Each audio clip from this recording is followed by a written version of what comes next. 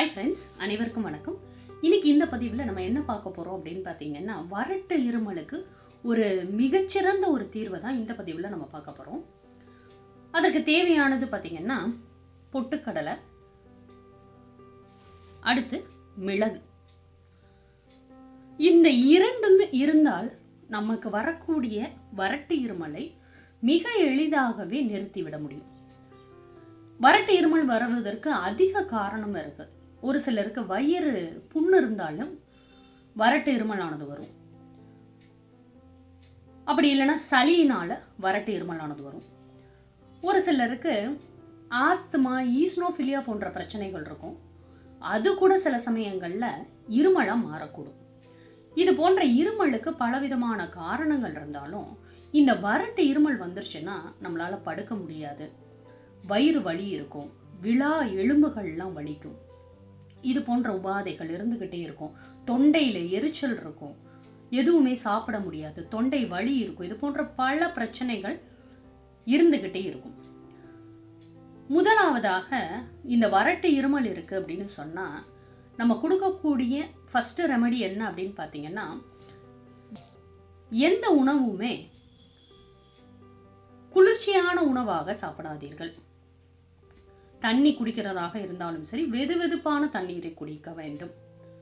இல்லை நீங்கள் சாப்பாடு சாப்பிட்றீங்க அப்படின்னு சொன்னால் கூட ஆறுன உணவுகளை சாப்பிடாதீர்கள். கொஞ்சம் போல் வெது வெதுப்பாக இருக்கக்கூடிய உணவுகளை சாப்பிட்றது தான் ஃபர்ஸ்ட் ரெமெடி.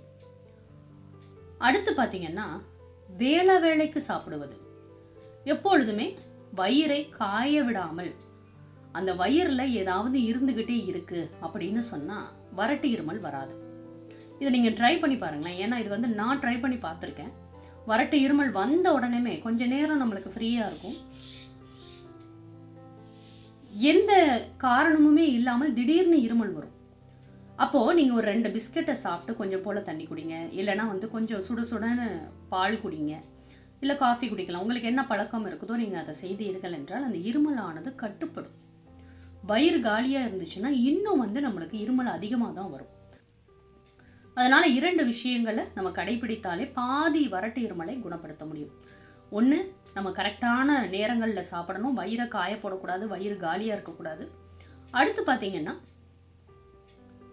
மிதமான சூட்லேயே நம்மளுடைய உணவுகளை எடுத்துக்கொள்ள வேண்டும். சரி, இப்போ இந்த ரெமெடி என்ன அப்படின்றத பார்க்கலாம். இது 2மே சமையல் அறையில் நம்ம பயன்படுத்தக்கூடிய மிக முக்கியமான பொருட்கள். இந்த பொரிகடலை, பொட்டுக்கடலை அப்படின்றது புரோட்டீன் சத்து அதிகம் இருக்கக்கூடியது. அதனால குழந்தைகளுக்கு இதை பொடி செஞ்சு சாதத்தில் போட்டு கொடுப்பாங்க. அப்படி இல்லைன்னா உருண்டைகளாக பிடித்து கொடுப்பாங்க. இப்படி கொடுக்கும்போது அவர்களுக்கு புரோட்டீன் சத்தானது அதிகரிக்கும். அதே போல் இந்த மிளகு நமக்கு இருக்கக்கூடிய சளி தொந்தரவுகளை போக்கக்கூடியது.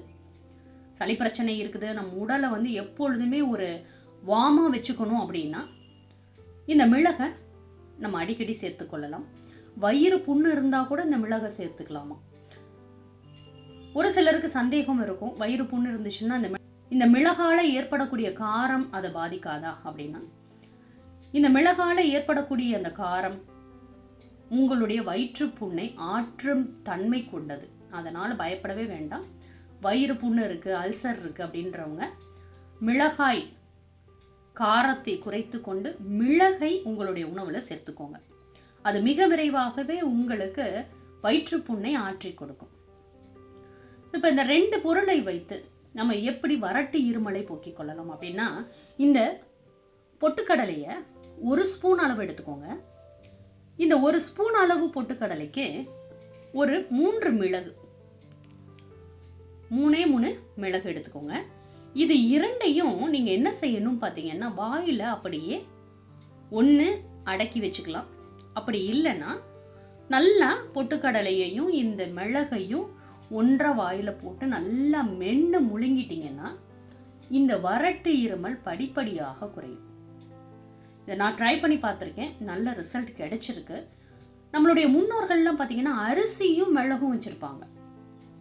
அந்த அரிசியோட சாரும் இந்த மிளகோட சாரும் கொஞ்சம் கொஞ்சமாக அந்த உமிழ்நீரோடு சேர்ந்து தொண்டைக்குள் இறங்கும் பொழுது அந்த இருமலானது கட்டுப்படும்.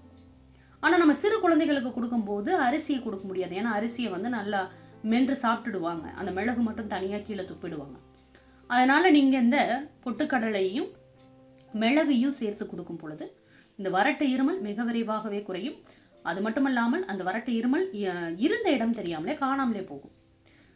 இதை முழுசாக சாப்பிட முடியல அப்படின்றவங்க பொட்டுக்கடலையை மட்டும் முழுசாக கொடுத்துட்டு இந்த மிளகை நல்லா பட்டு போல் நீங்கள் பவுட்ரு பண்ணி வச்சுக்கிட்டு அதிலிருந்து ஒரு 1/4 ஸ்பூன் அளவு எடுத்து நீங்கள் மிக்ஸ் பண்ணி இந்த பொட்டுக்கடலையோடு கொடுக்கும் பொழுது குழந்தைகள் ரொம்ப ஈஸியாக சாப்பிட்ருவாங்க.